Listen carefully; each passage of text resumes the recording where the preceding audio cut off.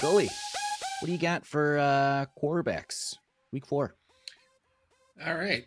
Week 4, I think I'm going to go with Geno Smith. I think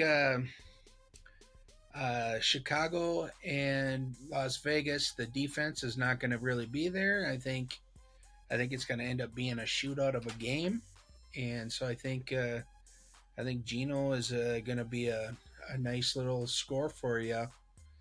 Um, yeah, I think that should be a good play for you. Okay. All right. And how about your Sid'em quarterback? All right. Well, the Sidham quarterback is going to probably be a little surprising considering he's been Mr. Comeback so far this year, coming back on last quarter drives to win games. Mr. Baker Mayfield. Uh, Oh, he's got he's got an elbow or a forearm issue going on. Plus, he's playing against probably one of the best defenses in the league with Philly. So I think between those two things, I think he might need to sit him. It's going to be a rough go. and Mike Evans is hurt too. Correct. So Yep. So he'll be they are replaced down by some Sterling receivers. Sharp. Yep. Or Sterling Sharp. Yeah. Holy. Shepard. Yeah. Yeah. Yeah. Sharp's coming out of retirement. Up there. Well, speaking of Sterling Sharp, I'm going to go with Green Bay Packers. How about that segue? Jordan Love for a starting quarterback. We all know how terrible Dallas's defense is, and they did not look to get any better or healthier for week 4. And I know Green Bay is just really feeling it after that loss to Cleveland.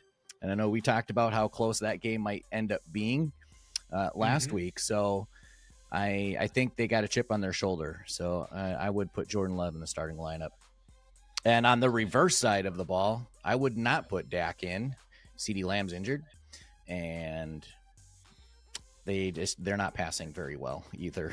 And Green Bay has a pretty good pass defense, so nothing really was working out in this matchup for Dallas versus Green Bay. Okay. Yeah. Okay. So Dak is your Sidham quarterback then. Yeah. Okay. All right. Yep. Yeah. Right on. Yeah, I can totally see that. I think. Like we were talking about with the game last week against Cleveland. I mean, the Packers held them to 0 points throughout the whole game, up until right there at the end, where then they gave up, 10 quick points to tie it up, and what a and crazy eventually finish. lost. So Right. Give me your starting running backs or running back. Yeah, so essentially, this guy was really high on my list to start the season and really hasn't been panning out. But I think due to the injury to Najee Harris, I think Amarian Hampton is going to be primed to really cash in now. So for the people that drafted him, I think it's time to get him in your starting lineup if he hasn't been already. Because when Harris went down last week, he got the full workload and he did produce for you in that game. So I really think that this is going to be a really good game for not only for Hampton but I think also for the Chargers in general. I had Hampton as a sit-em last week, and up until the injury, it was looking okay. And then he pulled through, I think, with a touchdown. So, but yeah, definitely a great start, I think, for this week too. I'm with you on that. Yep. Who are you benching in replace of him?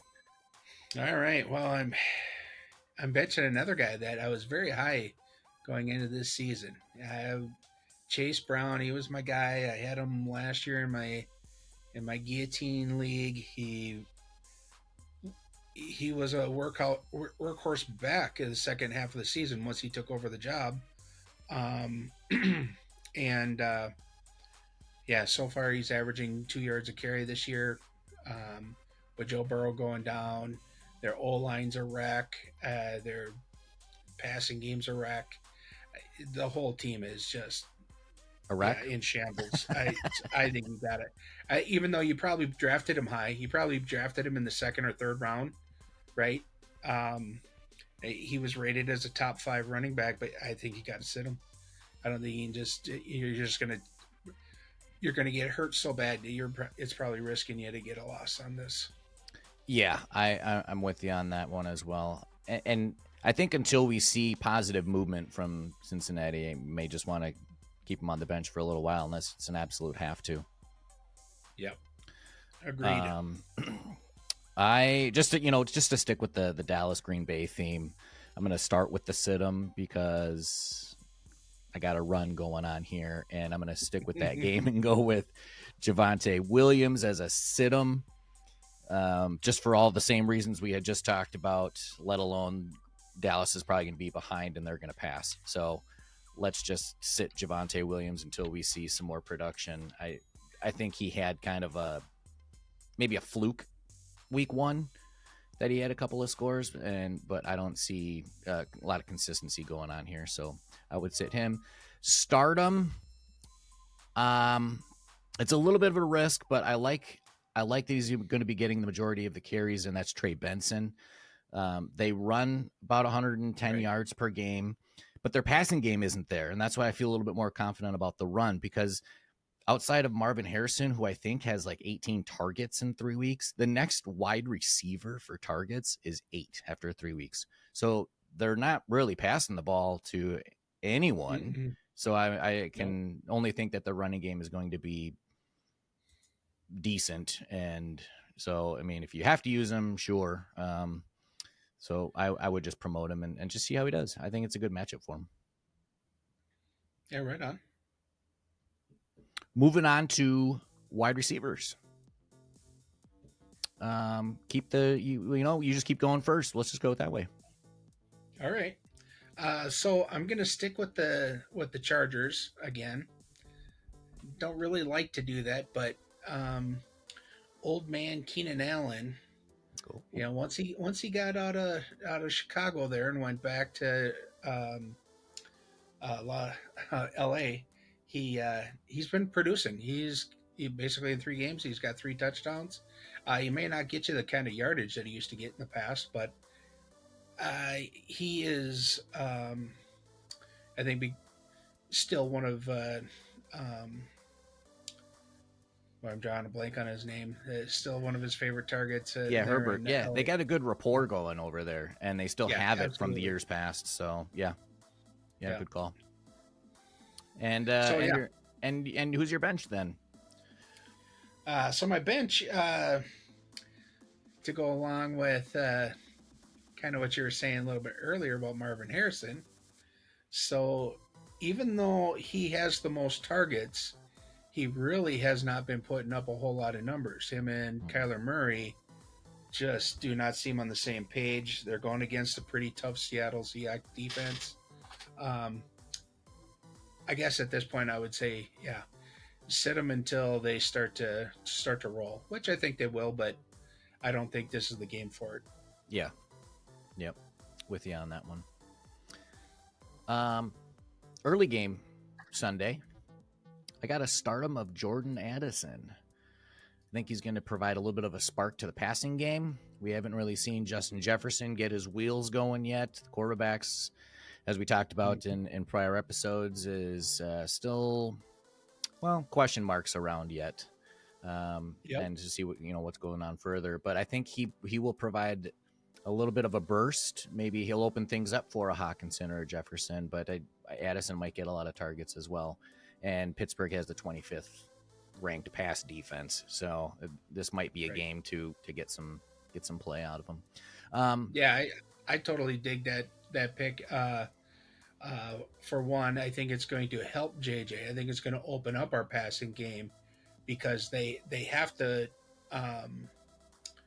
When we have Thielen in there, and this is not a dig against Thielen, but he is not nearly what he used to be, right? As far as speed, Addison has the wheels; he can get open, so they have to respect that. So I can't, they can't just automatically switch everything to try stopping JJ, even though they probably still will. But right, that'll allow the game to open up for Addison. So someone's got to be open, right? But for the bench, I feel like this is probably an obvious one, but there are people that might have them in the starting lineup. I would bench Chris Olave, and you might have drafted him early or in hopes that he's still a number one receiver, but they just don't really have that great of a passing game. They're not putting up any points. Buffalo has the second best pass defense with only allowing like 130 yards passing per game. Yep. So putting Spencer Rattler against that defense, he might beat it. Sure, you always say go against the odds and it happens, but the numbers are not in favor. So I feel like that's a safe bet to keep him on your bench.